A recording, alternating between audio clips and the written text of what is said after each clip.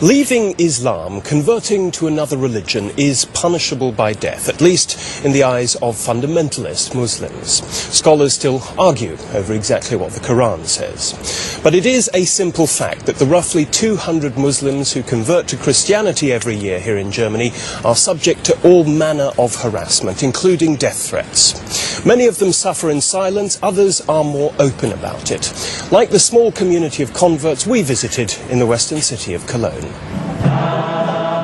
Some members of this congregation are risking a lot to attend this service. A number of former Muslims belong to Cologne's only Turkish Christian community, and they fought hard for the right to be here. More than 40 families have joined Hasta of Çorlu's parish over the last 15 years. They're well aware that many Muslims have a hard time accepting the fact that there are converts from Islam to Christianity. Converts come under a lot of pressure from the Muslim community. Özgür originally came from eastern Turkey. His parents threatened to kill him when he renounced Islam in favor of Christianity. My father always said he would kill me. My mother would cry, and we would argue incessantly. We have been Muslims for generations, he would say. How could you become a Christian? It's unacceptable. If I told people in Turkey that I'm now a Christian, then even my family would be ostracized. I'm very aware of this. I don't know what would happen. I've never been back since I converted.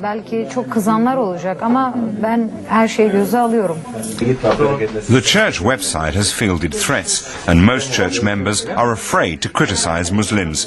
They simply want to concentrate on their faith. It's partly self-protection.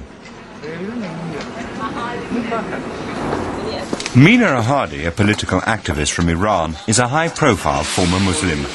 A year ago, she went public about the right to not belong to any religion. She regularly meets with other ex-Muslims in Cologne. Afraid of attacks, the group gathers in a different place every week. Over 400 German ex-Muslims have joined Ahadi's initiative, which seeks to keep politically motivated Islam from interfering in matters of private faith, a problem even in Germany. For weeks, she needed police protection after receiving death threats from religious fundamentalists.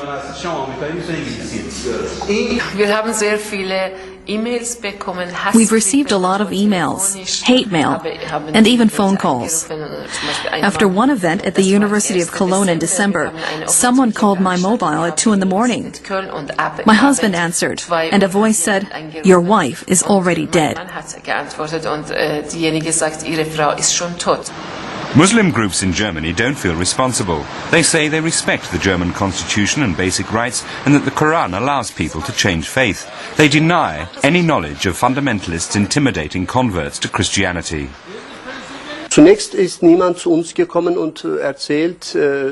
No one has ever come to us and told us that they are being threatened. So I have never actually encountered this situation. In the mosques, we teach that Islam is a religion that condemns violence in the name of faith.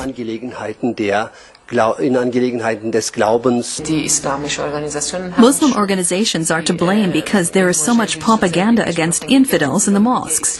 They believe that you cannot leave the Islamic faith, and that if you're once a Muslim, you're always a Muslim. So what we have done is a sin. Islam is incompatible with religious freedom, says Nazim Ben Iman. He used to be a radical Muslim. Today he's an equally radical Christian and a missionary too. He thinks the German government is making a mistake by seeking dialogue. Those involved need to have their say about how it feels to be persecuted by the Muslim community. People only ever want to talk about integration and whether it's working and so on. But that means that certain issues are simply overlooked.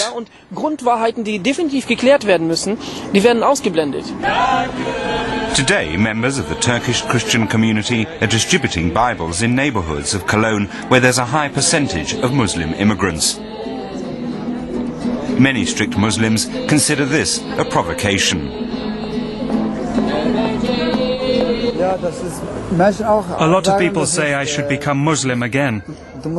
Young people even say to me, "If you once were Muslim, and I kill you now, then I would go straight to paradise."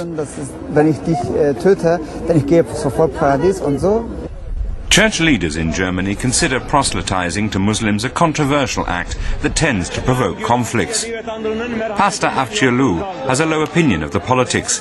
He sees his mission as a response to the oppression of people of different faiths in Muslim countries. We would never be able to do in Turkey what we do here. Our brothers and sisters in Turkey cannot. But in Germany, we have the opportunity to spread the word.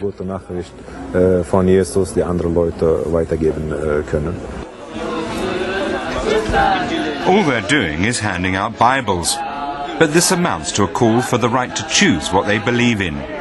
A call they hope the Muslim community in Germany will soon start to heed.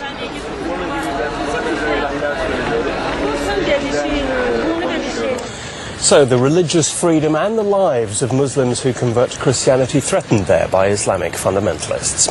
What do you think? Is enough being done to protect them, or are they being left on their own? Give us your views in our website forum. Should governments do more to protect people who leave Islam? You'll find all you need to get involved in that debate at this address on the internet, dwworld.de/people and politics.